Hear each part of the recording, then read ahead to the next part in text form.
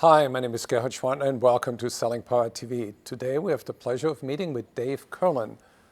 He's the founder and CEO of Dave Kurland Associates. Welcome, Dave. Thank you, Gerhard. It's great to be here with you. Dave, we are in a world of accelerating change. What do you see out there right now? A lot of confusion, and I think those of us in the sales space are responsible for a lot of the confusion, a lot of mixed messages, a lot of people saying, do it this way, a lot of people saying, no, don't do it that way, you have to do it this way instead, and a third group saying, you're both wrong, this is the only way that'll work. And I think if there's anybody actually listening to what we're saying and reading what we're writing, all they could be is confused or they'll take sides. I don't think we're doing anybody a whole lot of service. There's a Gallup poll that you know of that 70% of employees are not actively engaged in the organization.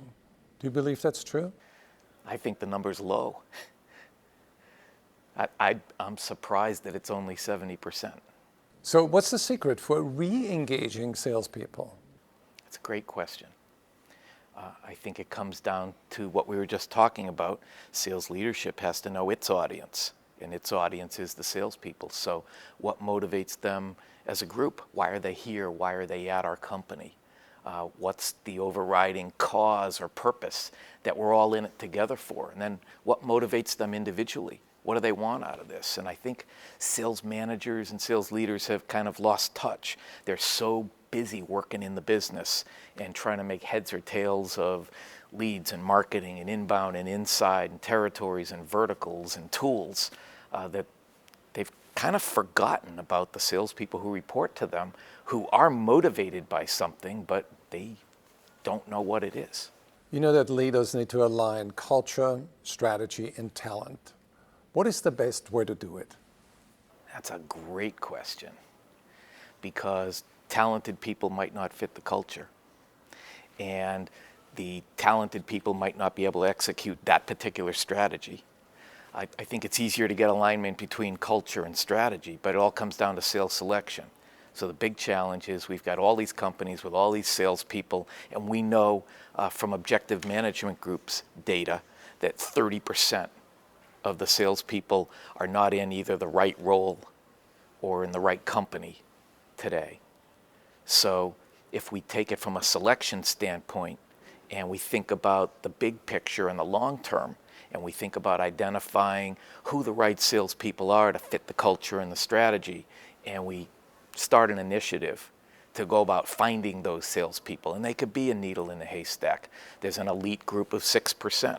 If we decide we're going to find people that are only from that elite 6%, and over the next 5 years we're going to upgrade 70% of the sales force so that 5 years from now we have this kick-butt elite sales force that can dominate our industry, we can be awesome.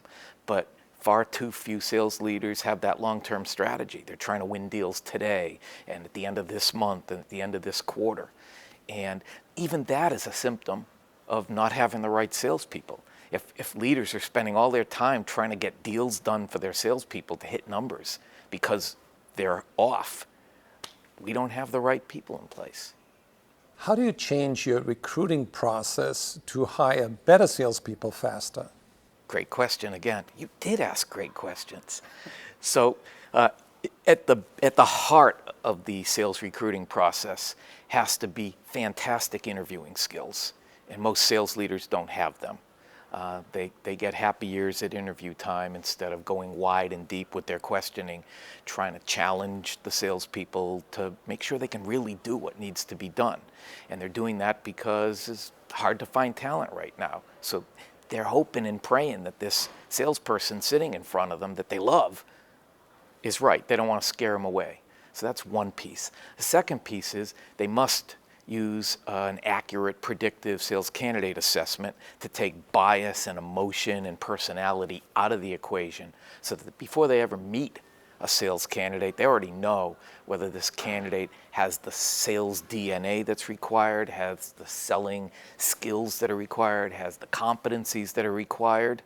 And the third piece is they've got to expand the sales recruiting process. At the front end, they've got to be able to design a spec sheet not a job description, but a spec sheet, that these are the requirements of an incoming salesperson, and write an ad that attracts the people who will meet that spec sheet, and cast the net wider and further than they've ever cast it before, and get as many quality candidates into the pool.